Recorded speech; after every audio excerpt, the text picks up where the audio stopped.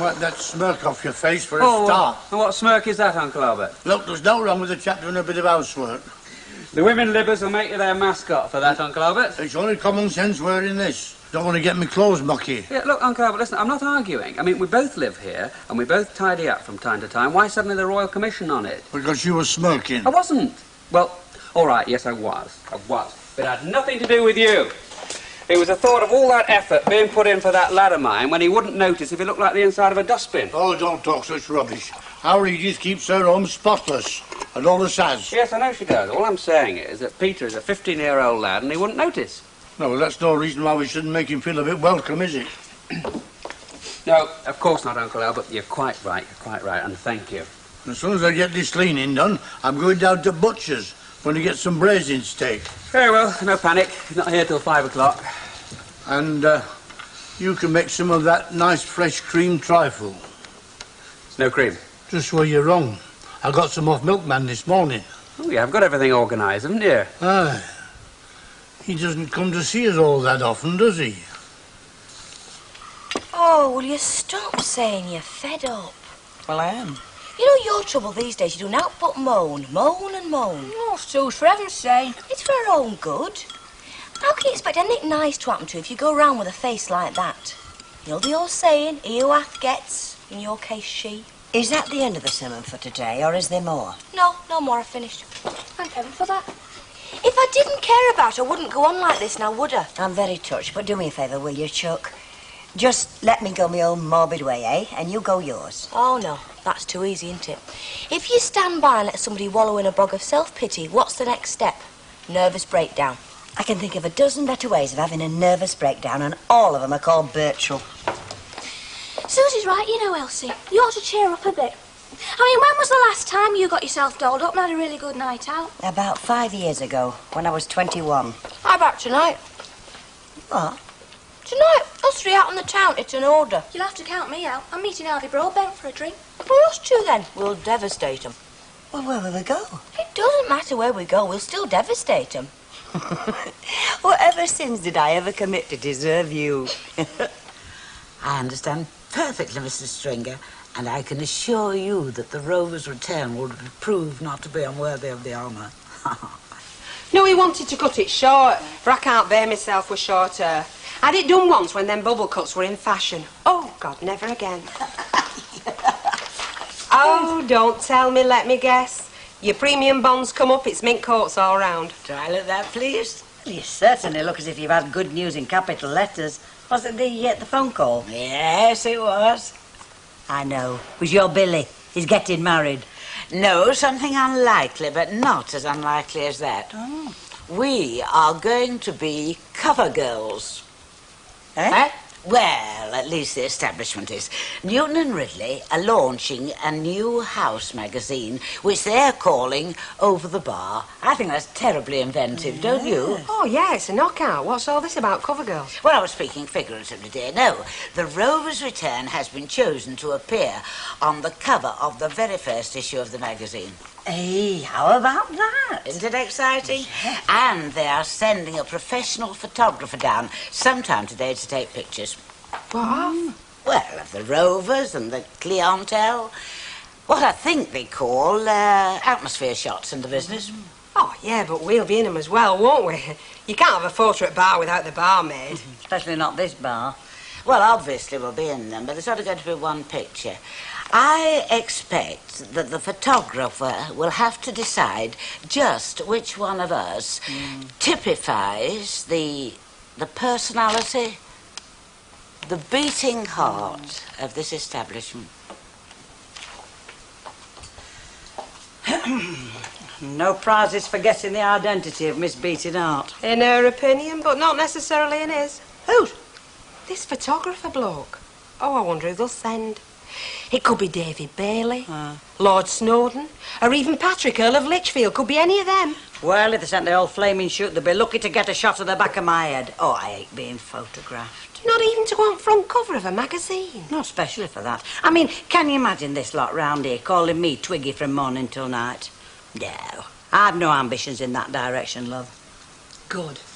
You'll not object to covering for me while I nip out for half an hour? Oi, where you going? Well, let's just say, Betty, I don't just want the back of my head in photo. And while I can't deny the front view is definitely stunning, I must admit it still needs a bit of help to bring out the full impact. You're not getting dolled up specially, are you? You don't think I'll be the only one? But aren't we supposed to look sort of natural? You know, like we do in the bar every day, sort of homely, you know. Homely? If she wants to know where I am, tell her I've gone to see me MP. Right. I've opened all the windows and I've put a hot water bottle in this bed. What, in August? Well, the place needs airing, doesn't it? I bet it'd been slept in for months. I bet you know she never has anything. That's why her husband suffers with rheumatics. Yeah, I'm sure Peter will survive, Uncle Albert. You think I'm fussing over him, don't you? Well, he's not a kid anymore, you know. He's practically grown up now. He's not but a lad. Yeah, well, he's darn sight more mature and independent than I was at his age. They grow up too quick these days. Childhood's over before they're out of short pants. Yeah, well, I doubt he ever had any. Anyway, not altogether short, that's a bad thing. I've suddenly got a son who's also a friend, and that's great. Right, well, make the most of it. While he's here, I mean. Oh, I intend to, Uncle And I don't Albert. mean just going out and about and doing things together. I mean build something solid between you. Yes, Uncle Albert. Like you said, he's getting older. Happen he needs a friend now. You know your trouble, don't you, Billy? What? You're too kind-hearted. People take advantage of you. You want to be more of a swine like me. Where the blazes do you think you've been? I'm sorry. Where is he? Has he come? No, he hasn't, so you can switch your headlights off. I thought you were smiling at me for a minute. Do me a favour. She said out. She left just after you did, and no, she's not back yet either. What did I tell you? What's going on, darling? I like that gear you've nearly got on there. They've got some photographer coming to take some pictures for some magazine. Hello, somebody's won a prize. Don't tell me you've won the football pills. Would you believe I was going to propose to you anyway? It won't change me, Eddie, love. I will still be the sweet, simple girl you've always known. Hey, you've not won the pills, have you? She eckers love. Hey up, here she comes.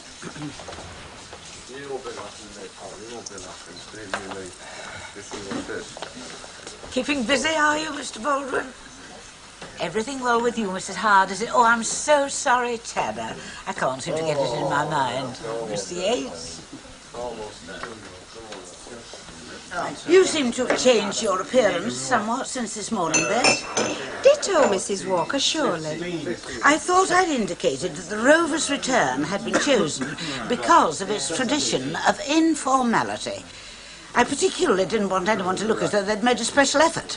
But I haven't, Mrs. Walker. Just like you haven't.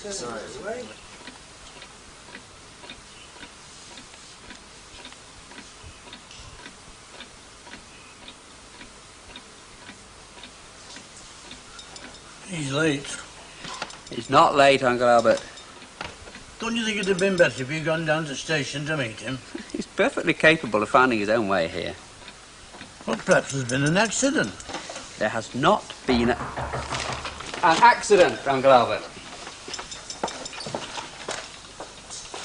Hello, Peter. You made it. Yeah, Come in. Well, you're looking well. Oh, thanks. Hello, Uncle Albert. How are you? Have a nice journey. What was your train late? Look, I've just put kettle on, but if you'd rather have a cold drink, I've got some lemonade in the kitchen. Hey, Uncle Albert, just let him get his breath back, will Oh, you? well, yes, actually, I'd like some lemonade, please. I'll go get your glass. Well, he's still the same there. Yes, he never changes, like the sea. Take the waiter, Billy. Right, well, good journey, was it? Yeah, great. No trouble at all. Good. Now, come on. Get that down, you. Oh, great, thanks. Tell me then, how's the family? Are they all right? When's young Susan coming to see us? Well, she's in St Andrews just now, camping with the guides. Oh, wonders will never cease. When did this happen? Oh, she's really keen on the guides these days. I think she fancies herself as a bit of a cook. Yeah, is she any good? No. She's not all that bad. Not with a frying pan in your road. Yeah, but that's about it. Right, well, Peter, what do you want to do? You can either take your gear upstairs or eat first. Uncle Albert has prepared a right royal spread. We don't usually eat like this. It's usually bread and marge, if I'm lucky. Taking the notice of it. Don't worry, but yeah, I'd like something to eat. I'm Right, quite well, come on, hungry. lad, come on. Get your feet stuck under this table. My word. Look, sit down here.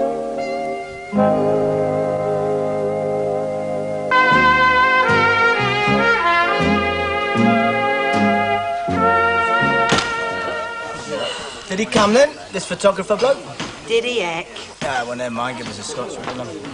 I bet he got pub wrong. I bet he went to Flying Horse. I'll kill him if he did. And I'll send him a bill for this blouse. Oh, it's not lost, is it? Of course it is. I'm not going anywhere. You can always come out with me when you finish, darling. Hey, hang on. I was going to ask you. Well, don't keep 'em in suspense. Sorry, I've got this cowboy book I want to finish. Oh, charming. One day you'll regret it. She will, mine.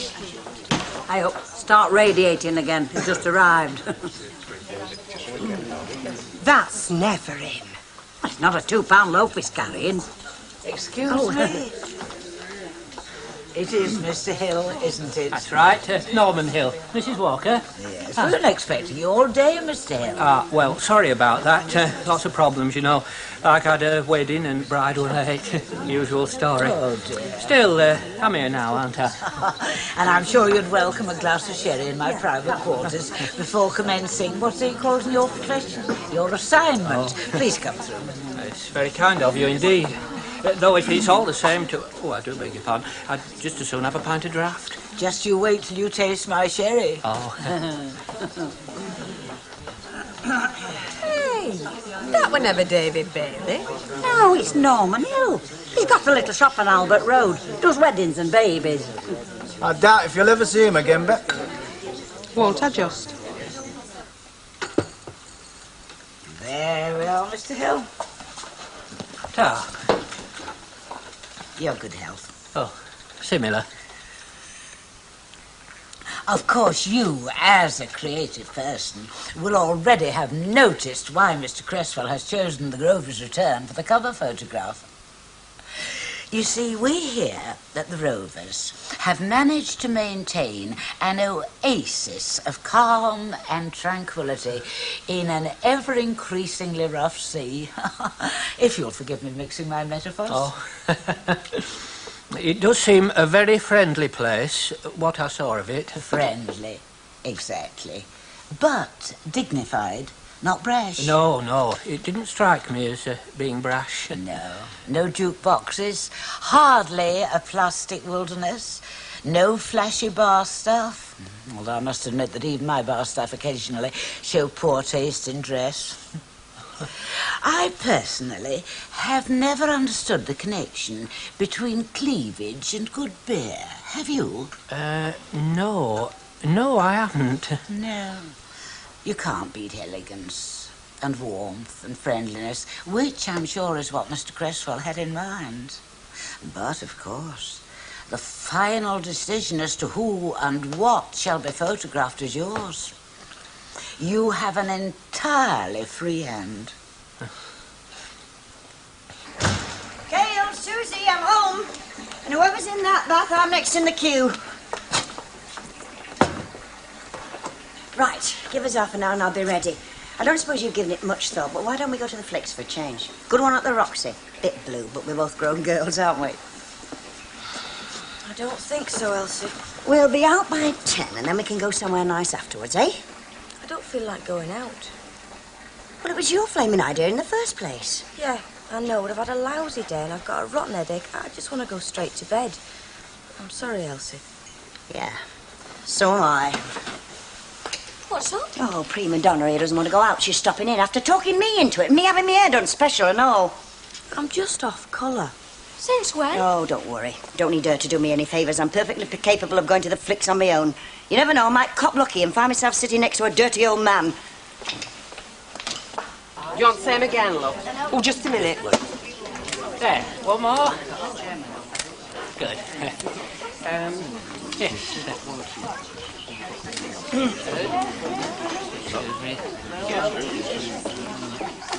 Oh, you don't need to bother with me. I don't want to be on the magazine. Hey. What's going on? Stick around, you could end up in Playboy. Eh? I'm only joking. Is there anything special you want me to do, Norman, love? No, I don't think so. Why don't you have a picture of me posing with hair? You know, add a bit of local colour, like.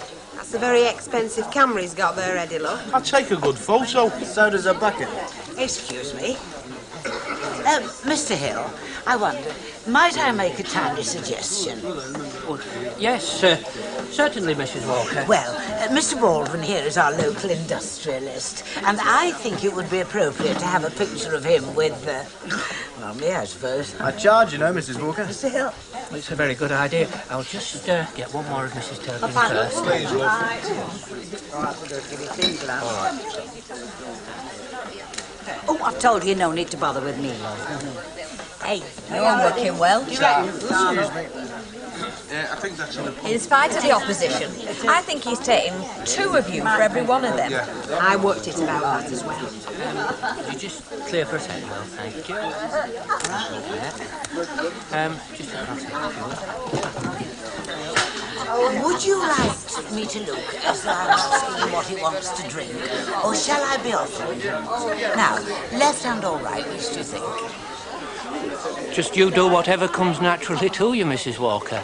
I mean, that's the whole object of the exercise, to make it look natural. Absolutely right. Yes, all right. So you say Susan's in Girl Guides, eh? My gun, that takes me back a bit.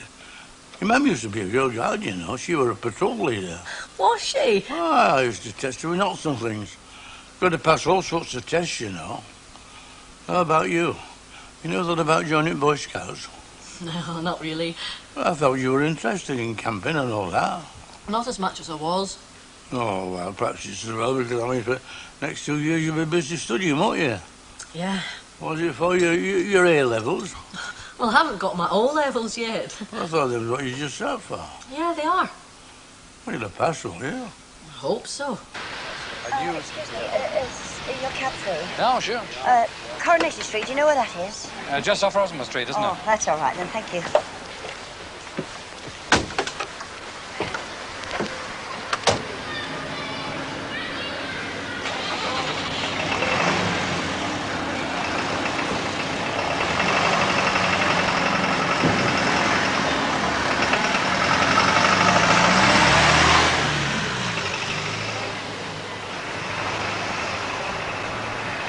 Hard day.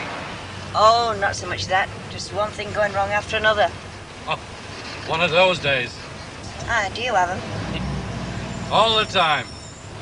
To cap it all, I think I'm wasting money on the lousiest film ever made. Oh? Load of screaming kids with torn shirts and mucky jeans all yattering on about how badly done to this generation is. They're probably getting paid a fortune for doing it. Smoke? Oh, thanks. Saved me life. I was gasping. All I want to do now is get home, get the kettle on, and get my shoes off. Lady, you're on your way.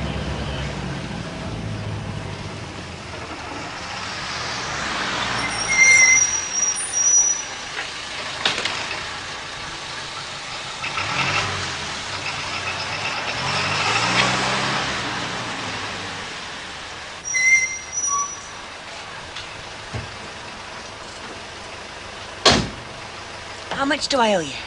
£1.20. £1.20. I'm awfully sorry. I've only got £1 on me. Would you hang on for a minute while I nip inside and get some change? Look, don't worry about it. You go and get those shoes off. I can't do that. Listen, I wouldn't hear of it. There. And that's enough. Thanks. Well, what can I say but thanks? I don't suppose you'd like to pop in for a cup of tea or something? I've never been known to refuse a cup of tea.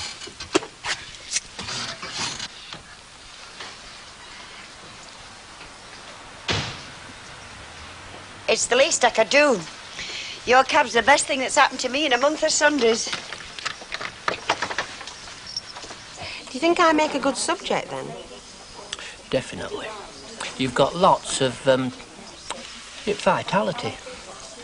And do you reckon that's what they'll be looking for the front cover of the magazine? Vitality? Of course. It's the big thing. Vitality. If you carry on like this, you'll have me thinking it's me they're going to pick. Fat chance. Oh, I wouldn't say that. Wouldn't you? No. I wouldn't say that at all. It's obvious what she's up to. Yeah. Oh, I've done lots of things in my time. I'm a bit of a rolling stone. Oh, such as? Well, I stood the markets for a bit. Shirts and that, you know. Ah, there's money in that. Yeah, but, it's a hard life, especially in the winter. I emigrated to Canada. Didn't you like it? I loved it. I couldn't get a job, so I had to come back. I spent a bit of time in America. Great life. But there wasn't a day went by that I wasn't homesick for these mucky back streets. It's terrible, isn't it? You should be able to take something for it. Like a ticket home. Yeah. How long have you had the taxi? Oh, a couple of years. It suits me fine, you know, being out and about. Plus, I like being my own boss. If I want to take a day off, I can. If I want to take half an hour off to have a cup of tea with a kind lady, I can. Sounds a great life. And I wouldn't say that, but I'm reasonably happy. Yeah, well, hang on to that. It's hard enough to come by. No. If you're having it. Just had a word on the phone with Mr. Cresswell. Oh, yes. He entirely agrees that the cover should not be too flamboyant. Does he? His word, not mine. Mine was vulgar. You used a vulgar word? I used the word vulgar. Oh. Mr. Cresswell realises that cheesecake is hardly the Newton and Ridley image, no matter what some people may think. What is appropriate? I mean, did he say? Not in so many words. Looking after Mr. Hill, are you, Vet? Doing my best, Mrs. Walker, as I usually do. So, all we have to do is to await publication. That's right.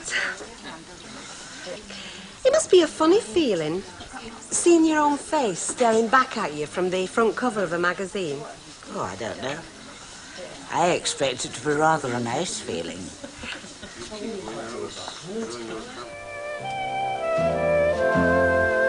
Yes, looks like the race is on. Who will be the Rovers' cover girl? We'll find out at the same time tomorrow in the Friday edition of Classic Coronation Street. Next tonight on Plus, The Comedians. Don't go away.